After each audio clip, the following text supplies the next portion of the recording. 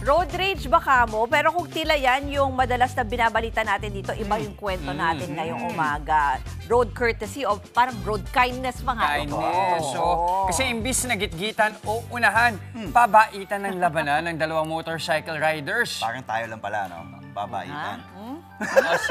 Sige. Ito, sabi nga ng ilang netizens sa mga kapatid, ito yung mga masarap kasabay sa kalsada.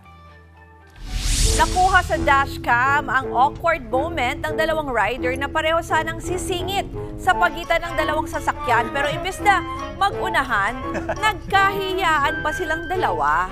Biro ng ilang netizen, akala nila ay aabutin pa ng kinabukasan bago may mauna sa kanila.